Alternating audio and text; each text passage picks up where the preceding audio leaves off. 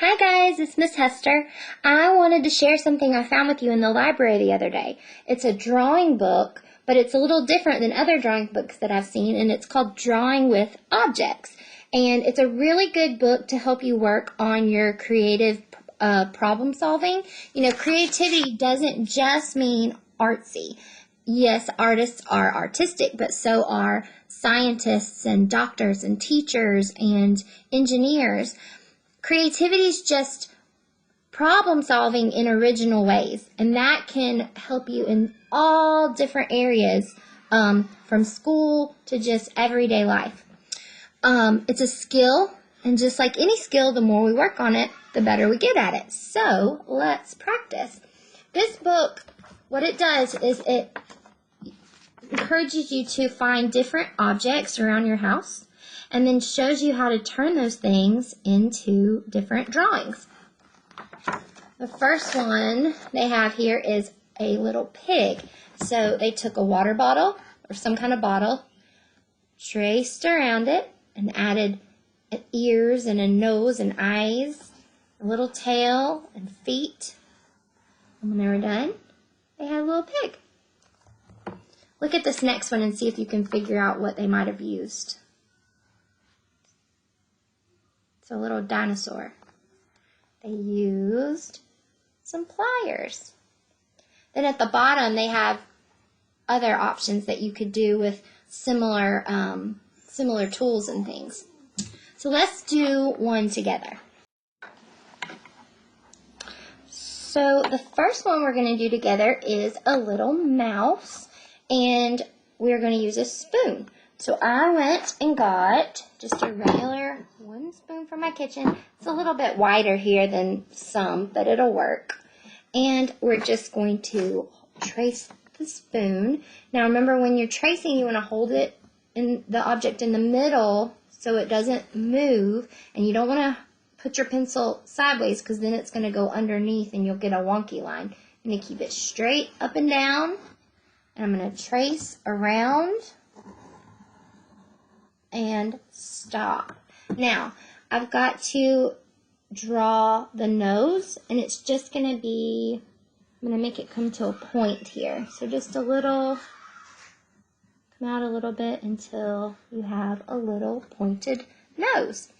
Now, the next thing I'm going to do are the ears, and I'm going to be using overlapping. Remember, overlapping is when something's in front of something else. So I'm going to draw one ear on this side, and I can't see through my ear, right? So that means I need to erase this little part of the body that the ear's covering up.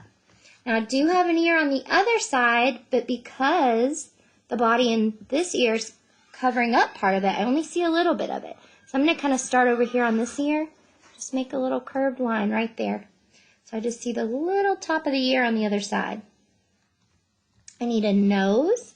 I'm just going to come make a little curved line here. I can color it in, or I can wait. You can wait until later and use crayons or markers. I'm going to give them a little eye. Of course, you guys can do different kinds of eyes and add as many details as you want later. These drawings, most of the drawings in these books are really simple, but just like with anything we do, you can add as much detail as you want. We need a little tail. Now they just used a straight line for their tail, but I'm going to put a line on both sides. That way I have a shape that I can color in later if I want to. You need some little whiskers coming out from the other side. Now this is all they did with their mouth, but you could definitely go back and add hands and feet. And they also showed you some different ideas on the bottom with different shaped kitchen utensils. So isn't that simple and creative? A creative way to turn that shape into a drawing. The next one I want to do with you, I thought was super cute. It is a little snail using a tape dispenser. Now my tape dispenser has kind of a different shape to it than most. I'm probably just going to fix that a little bit so that it'll work better for this drawing. But what I'm going to do is hold this down again, trace around my tape dispenser,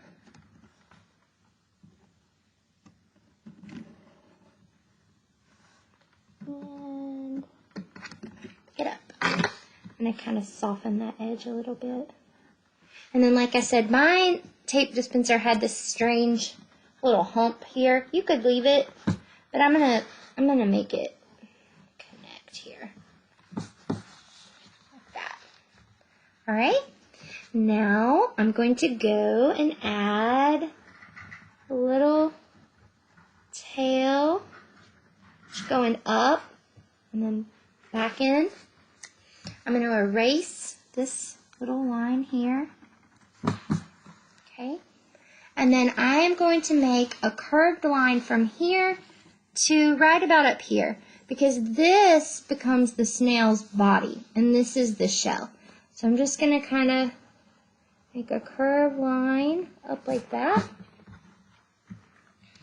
Probably could have brought, I'm going to bring it up here a little bit more. Just going to use my eraser. I don't need a new piece of paper. Just use my eraser. That's what it's for. I'll come up a little bit closer to it. There. Okay. I'm going to give it some cute little eyes and a little smile and some little antennas here. And then I'm going to use a spiral line. Remember we learned about spiral lines for my snail's shell. I like spiral lines. They're my favorite. Now I have this cute little snail. Of course, you can go back too and add details like a background. So it's like, where is my snail? Is he in a garden? Maybe there's flowers around. You can get as detailed as you want.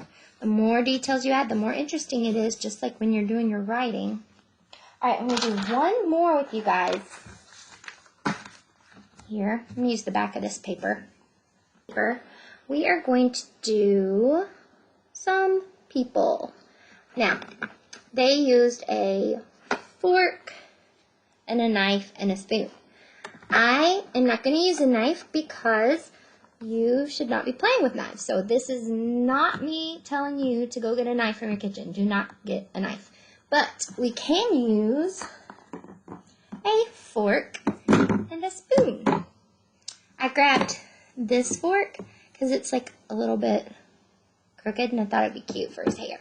So I just tried this a second ago, and you kind of have to roll the fork forward a little bit to trace it, or the pencil won't want to fit down in the grooves. So we're just going to roll it forward, and then I'm just slowly, and I'm still holding it down so it doesn't move too much. I'm going to go back and finish tracing. You can't see all the way to the bottom, but I'll show you in a second. Okay, and then I'm going to trace my spoon. I'm sure there's lots of different ways you could do this, and lots of different utensils you could find also. Okay, so I have my fork and I have my spoon. I'm going to go, and I'm making this look like this guy's hair. So I'm going to go kind of cross that off a little bit. And this one's going to be a girl. I'm going to make it have hair coming down like this. And I could add like a little ponytail up here, or maybe she has some little pigtails coming down. You can do it however you want. And it doesn't have to be a girl. It can be whatever you want. This could be a crown. It could be a king and a queen. And then I'm going to draw just a little line here, however you want the neck of their clothes to be, to separate their head from their bodies. And I'm going to add some little faces I'm just going to keep it simple, but you can be more detailed. Like I said, before, some little faces, some ears. She's got a big head. Some eyelashes. Okay. And then you can add arms. You can decorate clothes. Maybe he's got a collared shirt on and some pants. If I can see that far. Let me move this up a little bit. Give him some little shoes. Remember when we draw our arms, they have 1, 2 sides. He's got his hand on his hip here. 1, 2. So there's my little guy. And she's got like a little, obviously these are not realistic proportions, but it's just supposed to be fun and creative. So she's wearing like a little, like a little dress or something. Maybe a belt.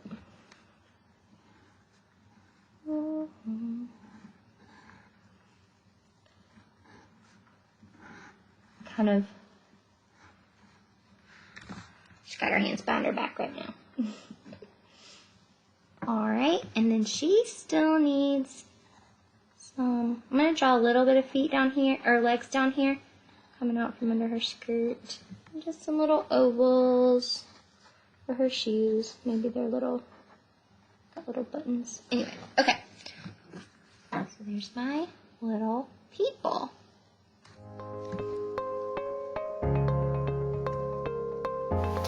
So now I want to challenge you guys to look around your house and find some objects that you can use your imagination and creativity and turn into a drawing.